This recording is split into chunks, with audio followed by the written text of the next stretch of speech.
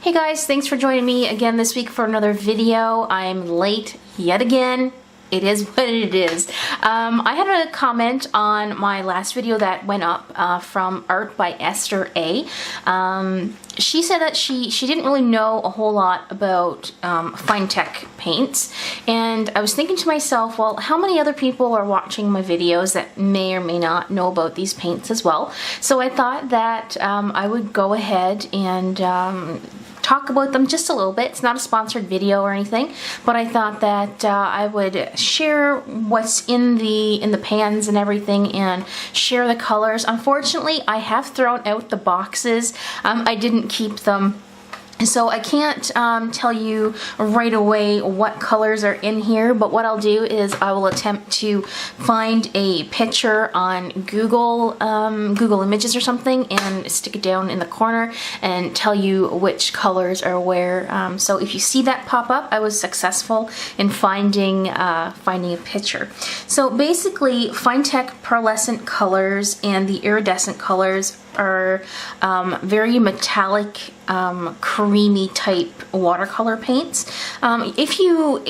It really depends. If you add a lot of water, of course, they're going to be more transparent, or if you don't add as much water, they become more creamy and more opaque.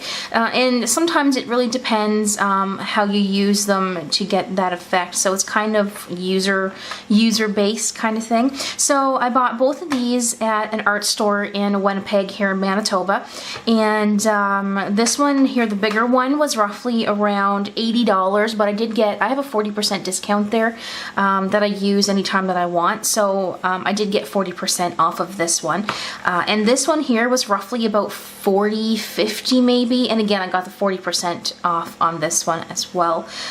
So I'm just going to go ahead and start with the smaller package first. And what I have here is some Strathmore cold pressed paper that I'm going to show what they look like on there. And then I also have some Canson, what is this called here? It's just Canson black drawing paper. I did buy this. I'll show the book real quick. This is the book that I bought at, I think it was Michael's when I was on holidays in August, and I haven't really used it for drawing yet, so when I do that, I will definitely do a review of the paper as well. But these pearlescent and iridescent colors tend to work better on dark paper, so we're going to give that a go today as well.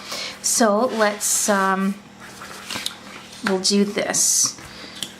I'm just going to cut this paper in half here real quick, which I should have done before I started recording the video, but never prepared, never prepared. Okay, so we're going to use, I'll show you what these are like first. Now, you can see that there's a little bit of a tint going on to them here. When you put them on the paper, it shows up quite a bit more. So I'm going to show you what they look like on the white paper first, and then I'll show you what they look like on the black. Now I'm just going to zoom in here as much as I can. I don't want to zoom out too far, or zoom in so you can still see. So I'm just using a water brush here, but I don't have any water in the brush.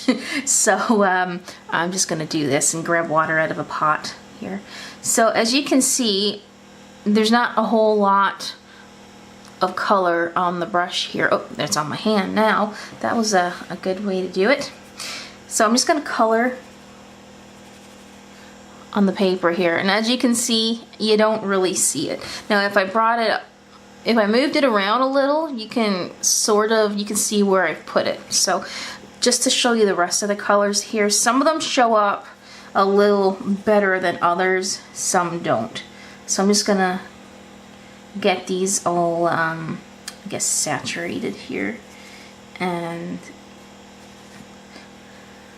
again, I don't know if I should do all of these, but you can't really see them on the white paper.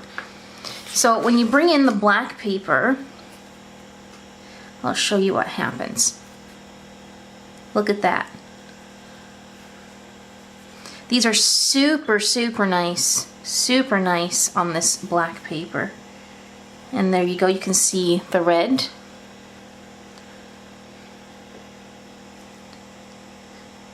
And then we have like a pink. They're really fun to work with, and I can't wait to actually try these out in a painting on the black paper. the package that they came in had like a squid on the outside. So I'm thinking of maybe trying some kind of a underwater fish or something or another that would have these colors. This blue is really nice, and you know, like comparing them to the pots, you wouldn't think that like this right here, this is this blue, and you wouldn't really think that that was going to come out of this color. So they're quite nice, and there's one left here. So again, these are the iridescent colors. This one's a nice, like a seafoam green almost. So that's what those look like. And again, this is the result on the white paper. You can't see anything.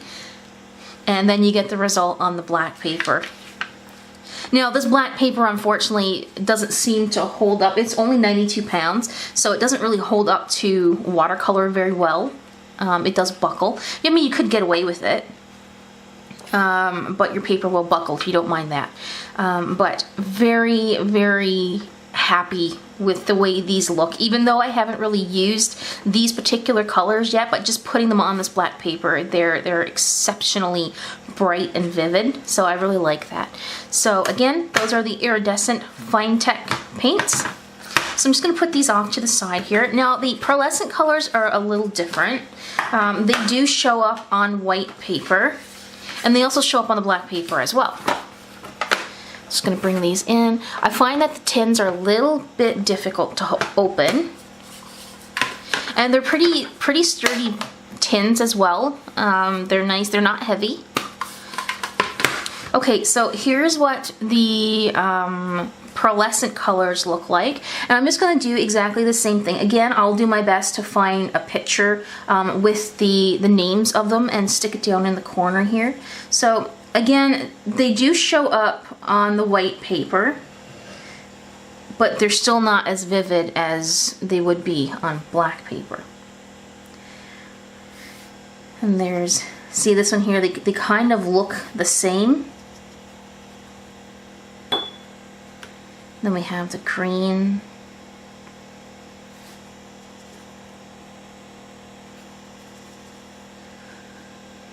It's, oh, wrong one. It's still a little difficult to see. Now this is, if you've watched my last video, this is the color I used on the sugar skull to put in all those metallic details that I did. So that's that one. Some of the colors here are more vibrant on the white paper than others, and even though you don't see the shimmer right now, when I turn the paper you'll definitely see it. This color right here is kind of strange. It looks green, but when you put it on paper it comes out like a copper color. Now the golds are really, really nice. This one here is not going to show up because it's a very light, it's almost like an iridescent color, like it should be in the iridescence. And then we have this gold here. I'm trying to do this as quick as possible so this video is not extremely long. So there's the gold. And this gold here is really, really nice as well. This one is super nice when it dries. And then this is kind of like a coppery, orangey, reddish color. Almost terracotta, I guess, excuse me. And then we have, there's another red. And then this one here is, like these right here, they all look the same on here. When you turn them, you kind of get that shimmer. That's not the wetness from the water, that's kind of, it's mostly the shimmer from the paint. Now I'm going to put it on the black paper real quick, just to show you what it's like on the black paper. Again, this is the purple.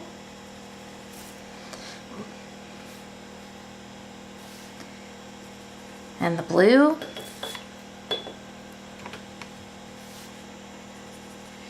Green. And the gray. And I don't think the black is going to show up. It does just slightly. And again, this strange green looking one that turns up. Oh, there's a little bit of the shimmer of the green on the black paper. And then this is the white one that didn't show up on the white paper at all. And here comes the gold. I really like the way the golds look. Again, I'm adding a little bit more water than I would normally use just for the sake of the video, but if you wanted to, this one here is really nice. If you wanted to make them more opaque, oh, you can't even see that one. There we go.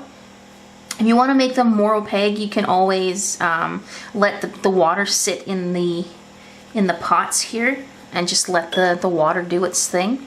Just a couple of more here. These are really, really super, super nice on black paper. And there you have it.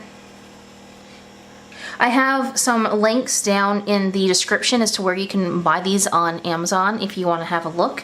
I do believe they're roughly around the same price on Amazon that I said I bought them at the art store in Winnipeg. But here you go. Here's the nice shimmer effect. Very, very nice when they dry. I really like how this one turns green, and then a certain way you turn it, it turns red as well. So that is the larger set of the pearlescent colors for Fine Tec. So that's the end of my video here today. I'll just show a side by side.